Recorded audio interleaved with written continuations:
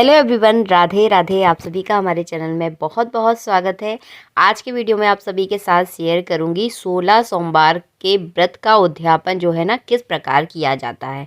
जब आप 16 सोमवार के व्रत शुरू करते हैं और आपके 16 सोमवार के व्रत समापन हो जाते हैं, उसके बाद जो है ना उद्यापन किया जाता है। यानी एक बार फिर से बता देती हूँ, जब 16 सोमवार के व्रत आप शुरू करते हैं तो आपको 16 सोमवारों को व्रत करना होता है और 17वें सोमवार में जो है ना आपको उद्यापन करना होता है। तो बिल्कुल सरल सिंपल तरीका बताऊंगी आपको यहाँ पर उद्यापन करने का।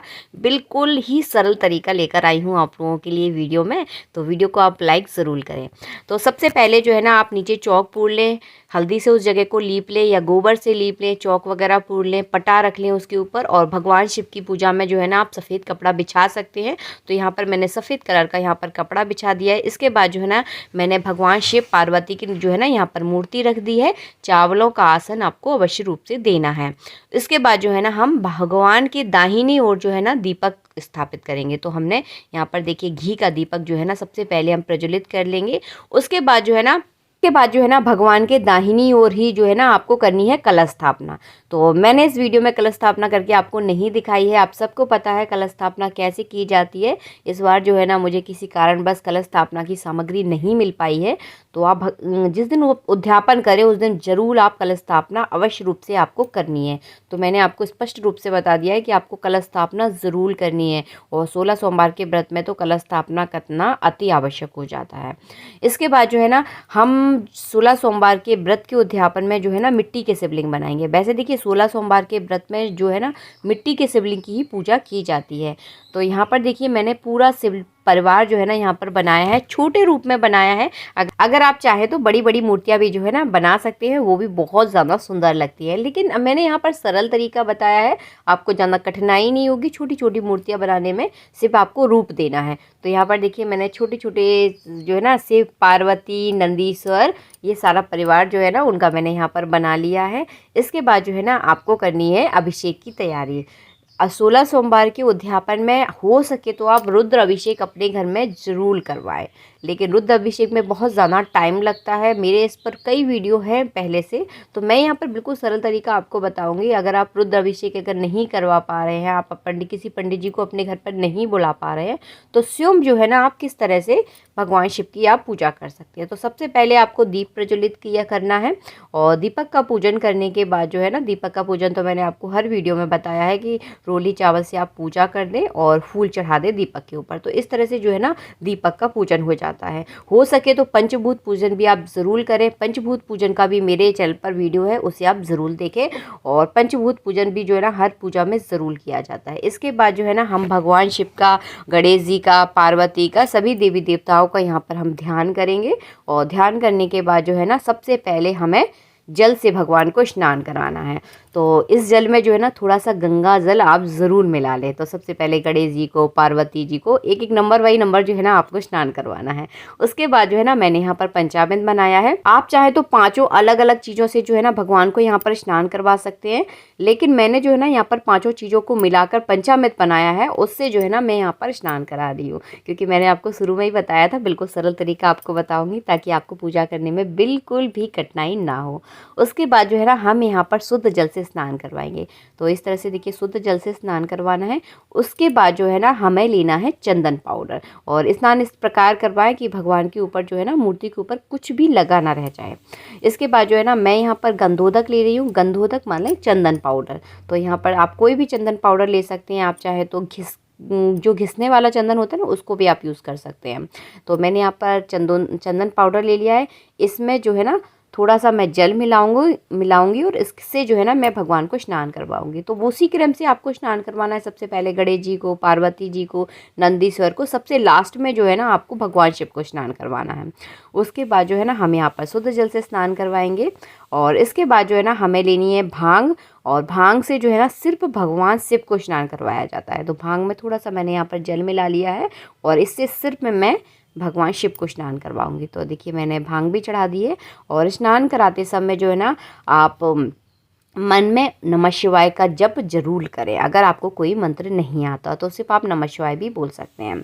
इसके बाद जो है ना हम सभी को वस्त्र अर्पित करेंगे। तो आप चाहे तो पार्वती जी को चुन्नी ओढ़ा सकते हैं। अगर बिल्कुल सिंपल तरीका अगर चाहते हैं तो यहाँ पर क्या है, आपको 2 कलावे के इस तरह से टुकड़े करने हैं, छोटे-छोटे टुकड़े कर लें और कलावा रूपी वस्त्र जो है ना भगवान को यहाँ पर अर्पित कर दें। उसके बाद जो है ना गणेश जी को और भगवान शिव को हम जनेऊ अर्पित करेंगे। तो देखिए ये जनेऊ है, मैंने सब पर जनेऊ चढ़ा दिए हैं। इसके बाद जो है ना आपको फूल चढ़ाने हैं, तो हो सके तो आप माला ज़रूर लेकर आएँ। मुझे नहीं मिल पाई, आज रविवार है, इस वजह से जो है ना थोड़ी सी मजबूरी हो गई है। तो मैंने आपको बता दिया है, माला आप ज़रूर चढ़ाना भगवान को। और यहाँ पर देखिए मैंने सभी को देखो फूल चढ़ा दिए हैं। उसके बाद जो है ना आपको बेलपत्र लेने हैं। तो बेलपत्र की जो नीचे की डंडी है ना, उसे ध्यान से आप तोड़ लिया ज़रूर तोड़ लेना। अब मैं कभी किसी दूसरे वीडियो में आपको दिखा दूँगी, इस वीडियो में नहीं दिखा पाई हूँ। और आप चाहे तो बेलपत्र के ऊपर अपनी मनोकामना लिख सकते हैं, आप चाहे तो चंदन लगा सकते हैं। तो जैसी देखिए आपकी सुविधा हो उस हिसाब से आप कर लें। उसके बाद जो है ना मैंने यहाँ पर गुलाल चढ़ाया है, अबीर चढ़ाऊँगी। तो ये सारी चीज़ें भी आपको ज़रूर चढ़ानी है। हल्दी भगवान शिव पर नहीं चढ़ाई जाती, तो इस बात का थोड़ा सा ध्यान रखें। तो ये सारी चीज़ें देखिए हमने चढ़ा दी हैं। उसके बाद जो है ना हम यहाँ पर तस्वीर की पूजा कर रहे हैं। तो आपको मिट्टी के शिवलिंग आपको ज़रूर बनाने हैं। 16 सोमवार के व्रत में मिट्टी के शिवलिंग अनिवार्य रूप से बनाए जाते हैं। अगर इस तरह की तस्वीर अगर आपके पास नहीं है तो कोई बात नहीं है, तस्वीर रखने की कोई आवश्यकता भी नहीं है। मैंने तो यहाँ पर आपको रख कर बता दी, और जिन लोगों के पास है वो इस तरह से रख सकते हैं। तो हम यहाँ पर तस्वीर का पूजन कर देंगे। वही भगवान शिव को मैंने चंदन से टीका कर दिया है और माता पार्वती को रोली से टीका कर दिया है, चावल चढ़ा दिए हैं, कलावा रूपी वस्त्र अर्पित कर दिया है। इसके बाद जो है ना माता पार्वती को सुहागा सामग्री अर्पित की जाती है। उद्यापन में हो सके तो साड़ी ब्लाउज़ का पीस जो भी आप पहनते हैं, अगर सूट पहनते हैं तो सूट को भी दान कर सकते हैं। बिछिया, चांदी की एक चीज़ हमें ज़रूर दान करनी चाहिए सुहाग के सामान में। और सुहाग सामग्री तो आपको पता ही है, सिंदूर, महावर, मेहंदी, ये सारे सुहाग के सामान में आती है। तो पार्वती माता पर जो है ना ये सारी चीज़ें आप ज़रूर चढ़ाएं और इस तरह से ज़रूर रख दें उनके सामने, और आप चाहें तो उनको लगा भी सकते हैं। इसके बाद जो है ना इस व्रत के उद्यापन में आपको 16 लड्डुओं की आवश्यकता होती है।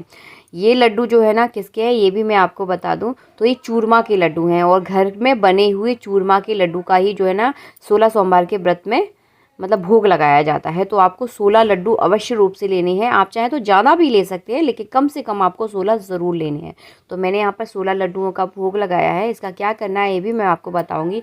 अगर आप कुंवारी हैं, अभी तक आपकी शादी नहीं हुई है, तो आप इस तरह की प्लेटों में जो है ना एक एक लड्डू रखकर जो है ना सभी बच्चों को, कन्याओं को और लड़कों को, छोटे छोटे बच्चे जो होते हैं ना उनको दान कर सकती हैं। अगर आपकी शादी हो चुकी है, आप सुहागिन हैं, तो आपको सुहागिन स्त्रियों को भोजन कराना होगा। और इस तरह से जो है ना सुहाग सामग्री और एक एक लड्डू जो है ना सभी 16 महिलाओं को जो है ना आपको दान करना होगा। आई होप आप सभी समझ गए होंगे कि मैं क्या कहना चाह रही हूँ। अगर आपकी अभी तक शादी नहीं हुई है तो आप कुंवारे बच्चों को जो है ना एक एक लड्डू कुछ दक्षिणा देकर जो है ना उन्हें भोजन कराकर एक एक लड्डू आपको दान करना है। अगर आपकी शादी हो चुकी है तो आपको सुहाग का सामान और एक एक लड्डू और कुछ दक्षिणा लेकर जो है ना सुहागिन स्त्रियों को भोजन कराना है। उसके बाद जो है ना उन्हें दक्षिणा के रूप में एक एक लड्डू और सुहाग का सामान आपको देना है। आई होप आप सभी समझ गए होंगे कि मैं क्या कहना चाह रही हूँ, और नहीं समझे तो मुझे कमेंट कर देना, वहाँ पर समझा दूँगी, ठीक है। तो इसके बाद जो है ना आपने पहले दिन जब हम 16 सोमवार का व्रत शुरू करते हैं तो उस दिन हम संकल्प लेते हैं कि हम 16 सोमवार का व्रत शुरू करने जा रहे हैं। तो आज आपको संकल्प पूरा करना है। तो क्या करना है, आपको फूल लेने हैं, थोड़ी सी रोली लेनी है, चावल लेनी है, कुछ दक्षिणा जो भी आपकी इच्छा हो वो दक्षिणा देकर जो है ना भगवान के सामने आपको संकल्प पूरा करना है कि आपने जो 16 सोमवार के व्रत करने का संकल्प लिया था वो आज पूरा हो गया है। तो भगवान इस व्रत का फल जो है ना आपको दे और भगवान आपके हर मनोकामना जो है ना पूरी करे। तो ये दक्षिणा को जो है ना आप चाहें तो अपने किसी मान्यधान को दे सकते हैं, आप चाहे तो किसी ब्राह्मण को दे सकते हैं, और आप चाहे तो इसे किसी मंदिर में भी दान कर सकते हैं। और इसके बाद जो है ना करना है आपको हवन। तो हवन का जो है ना मैं सेपरेट वीडियो बना दूंगी। आपको नमः शिवाय के मंत्र से जो है ना 11-21 आहुतियाँ देनी होती हैं। उसके बाद जो है ना लड्डू का भोग लगाना होता है। इस वीडियो में मैंने नहीं बताया क्योंकि वीडियो बहुत ज़्यादा जो है ना लंबा हो जाता है, फिर देखने में बिल्कुल भी अच्छा नहीं लगता। तो बस सिंपल हवन रहता है। आपको 11-21 आहुतियाँ जो है ना नमः शिवाय के मंत्र से देनी है, और उसके बाद जो है ना लड्डुओं का उसमें भोग लगा दें, ताकि अग्नि में जब किसी देवी देवता का हम भोग लगाते हैं ना तो बहुत जल्दी उसे भगवान स्वीकार कर लेते हैं।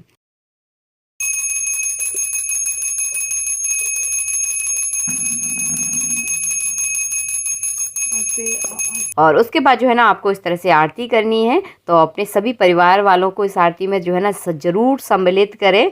पूजा भले ही आप करें, व्रत चाहे भले ही आप कर रहे हो, लेकिन आरती में जो है ना सबको सम्मिलित करना है। और आप चाहें तो जो है ना आरती जो हमने शुरू में दीपक जलाया ना, उससे भी आप आरती कर सकते हैं, कोई दिक्कत नहीं होती। और उसके बाद जो है ना सबसे पहले आप अर्घ ज़रूर दें जल का। उसके बाद जो है ना आप अपने सभी घर वालों को आरती दे सकते हैं अर्घ देने के बाद, इस बात का ध्यान रखें। उसके बाद जो है ना आपको पुष्पांजलि करनी है। तो पुष्पांजलि का जो है ना ऑलरेडी मेरे चैनल पर वीडियो है, मैंने आप सबके लिए डाल दिया है। तो अगर आपको पुष्पांजलि करना नहीं आती तो वहाँ पर जो है ना मंत्र है, तो उस मंत्र से जो है ना आप सुनकर भी पुष्पांजलि कर सकते हैं। तो यहाँ पर पुष्पांजलि के फूल और चावल जो है ना मैंने भगवान शिव के ऊपर चढ़ा दिए हैं। तो इस तरह से जो है ना 16 सोमवार के व्रत का उद्यापन किया जाता है। इसके बाद जो है ना मेरे पास चमर भी है, तो यहाँ पर देखिए मैं भगवान के ऊपर इस तरह से चमर भी डुला दूंगी। और 16 सोमवार का जिस दिन आप उद्यापन करें उस दिन जो है ना पूरे दिन आपको व्रत करना होता है। शाम को जो है ना इस उद्यापन की पूजा की जाती है।